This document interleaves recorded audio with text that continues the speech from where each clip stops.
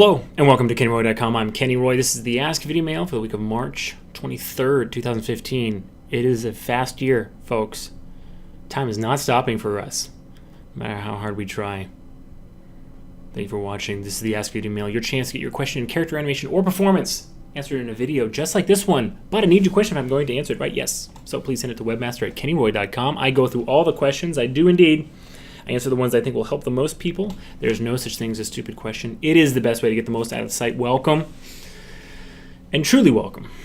I'm looking forward to seeing your video mail question come into my inbox. Yes, I'm talking to you. Not that guy. Not the person behind you. You. You. Send in an Ask Video Mail question. You'll be glad you did. All right? I want to see some new faces. Some new faces and some new names. All right, you can even send me your Maya file. Just hopefully it's a scene that uses a public domain rig. So if you're doing animation tests for the Anim Gym or whatever, hopefully you're using a public domain rig that I can show on the site. All right, but that's the only stipulation. Besides that, just go wacky. Just do it all. And we'll have a lot of fun. So this week is... it's a good question. I think you're going to enjoy it. Ties up, of course, it's going to be about workflow. Can't get away from that. Can't get away from that. You know I'm going to tie it into workflow somehow. I'm going to make the pieces fit.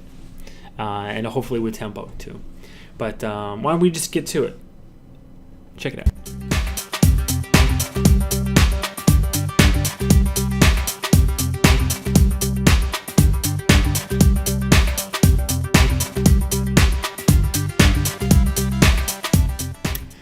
Great question. Thank you for sending that one in. So first off, I think there's kind of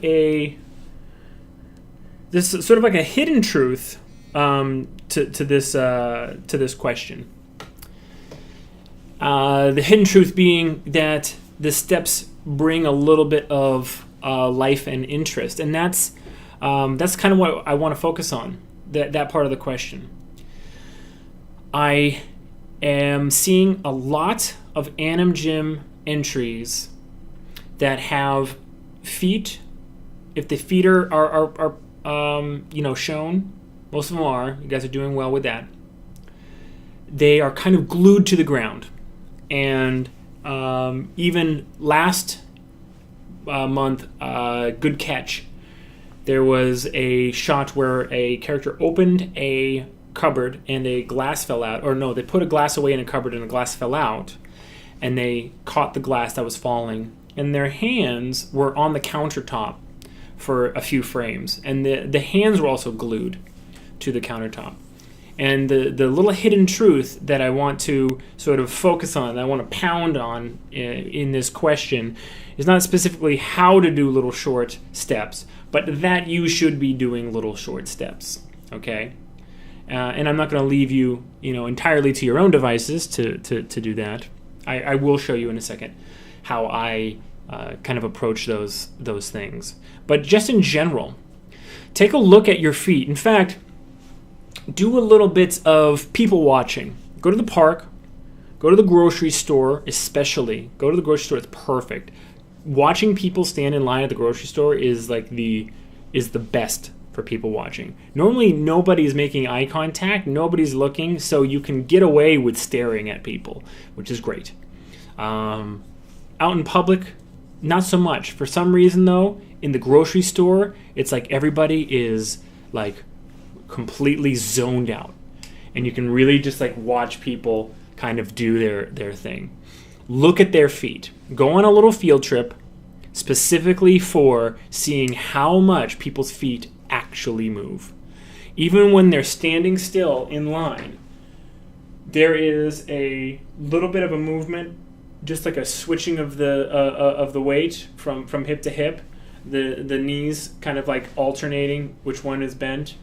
Okay, the feet, even when they come to a stop, there's normally like at least a few, sometimes up to a dozen little just like shifts and steps that are just inching them forward. All right, so that's your homework. All right, a little bit of people watching just for the purposes of feet, and you will be surprised if you have done one of the Anim Gym entries that I'm talking about, have had a character that has glued feet, this is for you, and you will be surprised, you'll be shocked how much feet actually move. Tiny little bit of adjustments, rotations, on the y-axis, little adjustments, rolling back and forth, a little bit like on the z-axis as well, and of course the x-axis as you pick it up and place it and put it down. But those little shifts, don't just add a little bit, as the question said. Don't just add a little bit of realism and interest and dynamic to a shot. They add a lot of it. All right, so please take that homework assignment seriously. It's not too hard. I'm sure you find yourself in these situations at some point during the week. Okay, either the grocery store or a park or anywhere where people actually stand in line or stand around. Subway station, bus stop, perfect as well. And especially at places like the bus stop or the subway station and even the grocery store, when it's almost your turn, you'll notice that people kind of shift and move a lot more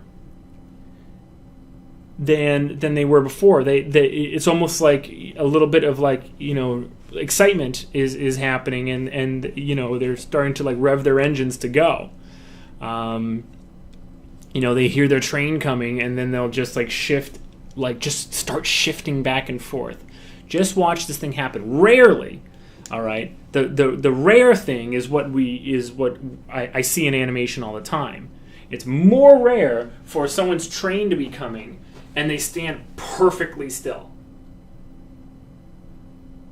And as the train, starts, coming into the station and slowing down, they're perfectly still, right? Normally it's shifting and seeing kind of looking and rolling on your feet and kind of seeing where it's going to stop, and then do I walk this way to the door that's going to stop over here, or do I walk this way to the door I think is going to stop over there? So there's sort of that decision process, and then slowly kind of moving at the train and going inside.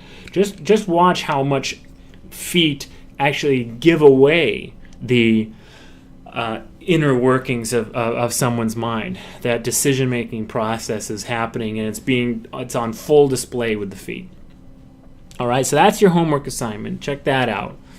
Please try that out. All right, here's Goon. Here's my guy. So what I like to do is I kind of like to, when I'm animating with tempo, I imagine that I'm a lot more free with the hips than I probably am. I like to give a lot of range of motion to the hips. And so, if I want him to go over this way, I'll anticipate him, kind of up on an arc. I'll anticipate him up this way. And so all you have to really do is pay attention to when the center of gravity is too far off the, where the feet are planted.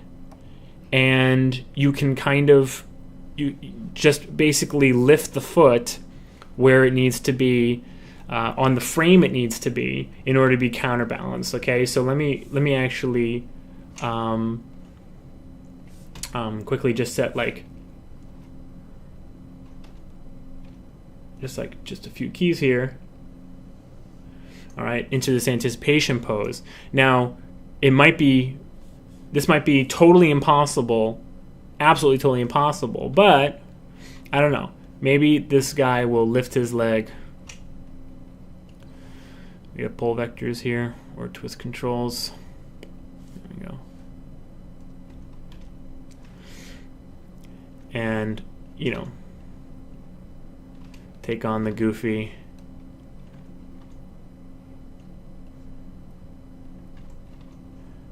Well, shucks, shucksy kind of, scarecrow. Well, here I go. And then we have a little bit, this is probably still a little bit far off, but in motion this doesn't have to work as a statue, okay? The center of gravity can be off balance while you're in motion, okay? But my point I'm driving at is the hips and the center of gravity are sort of driving the conversation. They're moving things along.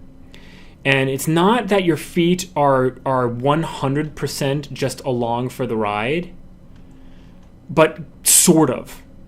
Okay? They're not just they're not aimless, mindless doing nothing, the feet, and just reacting to the hips, because obviously it's the flexing of the muscles and the the feet and the legs that makes it so that you can have a weight shift. All right, so it's my body, it's my core downwards that is making it possible so I can shift over here. If I go too far, I have to lift my leg in order to not fall over. It's funny, you have to lift your leg in order to not fall over, even though what feels like almost. If you try this right now, let me show you what I'm doing. If you try this right now and you stand and you lean over until you feel like you're about to fall, you're like, oh my god, I'm about to fall. But then you lift your leg and it's fine. Now, why is that? Well, if we want to look at this screen right here as an example, if his foot was down here, if his other foot was down here, okay, then this weight is basically downwards, and the contribution to the center of gravity is such that if the center of gravity is somewhere out here, then this is kind of like, this weight is still kind of like leaning against it. But when you lift it up, you're basically gathering up this weight and this weight, all right, and you're rotating it up here, and so you're sort of pushing this weight over that way, which takes the center of gravity and moves it a little bit further towards the center. Okay, so just try that. Try to stand and lean over like, oh my god, I'm gonna fall. And you would think it almost is counterintuitive. You think like, if I lift this foot, if I lift it up, I'm gonna fall over. But it actually makes it a lot better. It's very, very kind of like a weird phenomenon. So this is kind of how I think about doing these weight shifts. Okay, because if I wanted this guy to do sort of like a shucksy kind of like, well, here I go, and then walks out of screen. When I'm animating with tempo, I would animate that helper object and really finely tune the timing of the, well, here we go, that kind of like up into that pose. And in that moment, it is kind of my foot like lifting up when it has to, okay? But then if you what I like to do is I like to illustrate like the broad examples and then bring it back down. So if you're doing this shot where a character is kind of like, frustrated with something and is just doing something with their hands, for instance, you can kind of exaggerate a little bit what the weight shift is doing, and just if you want to think of it as a threshold, just make the threshold a lot lower. Okay? So let me give you an example. So if this is the amount that the center of gravity is off center, okay, as to how much he has to lift that foot, okay? So if this is the center of gravity, okay, the foot gets activated, where he would fall over, okay? So just pick an earlier point and stick to it to make it so that all your foot movements sort of happen at that moment.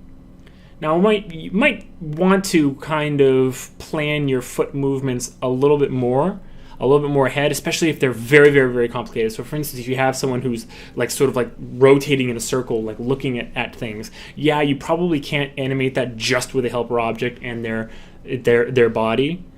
If they're kind of going like this, right? You probably have to plan those footfalls a little bit more, okay? Because what you'll end up doing is you'll end up with like a body motion that just doesn't quite work with the feet. So there is a certain point at which you need to plan the feet a little bit more explicitly. But with these Anim Gym things, when it's all about body mechanics and those broad stroke movements, the entire body, overall gross timing being refined down to a specific timing idea, and that's what you're exercising, that's what you're drilling with these tests. Yeah, it's much. This is much closer to the workflow that will improve your use of moving feet.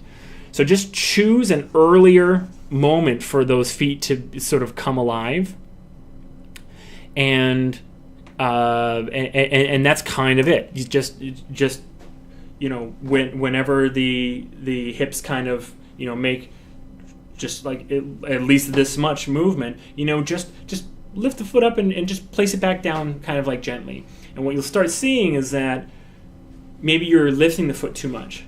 Then start sliding the feet.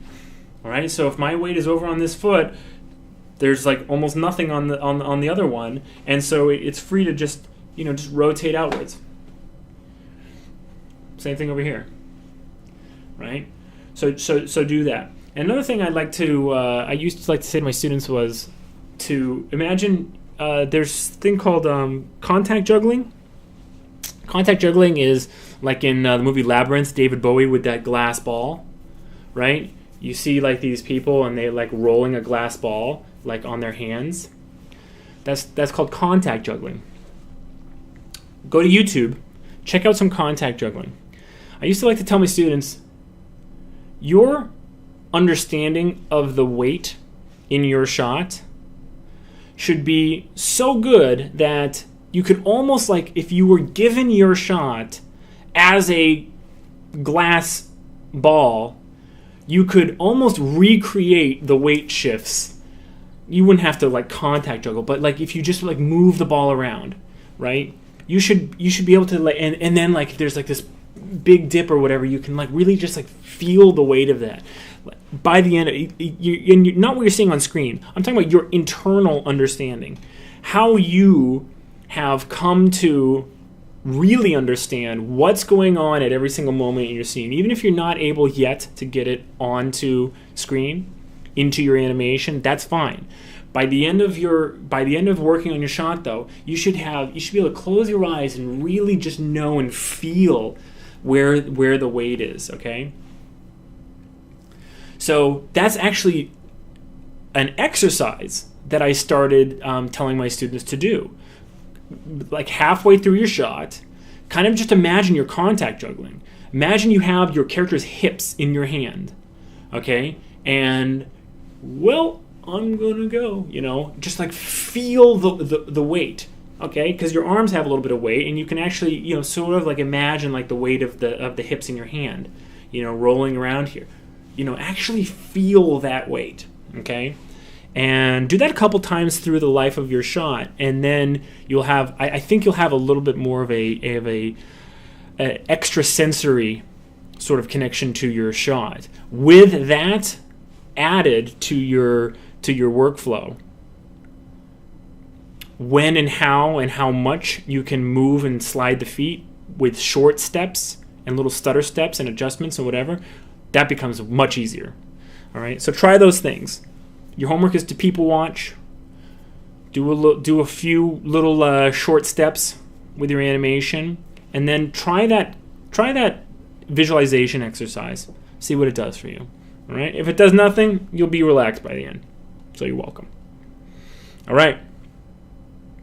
That'll do it. Thanks for sending in that question. That's the address. Please send in your questions. I love to see them, read them, answer them on video. This has been a blast. I'm Kenny Roy. Good luck with your animation. As always, rock on.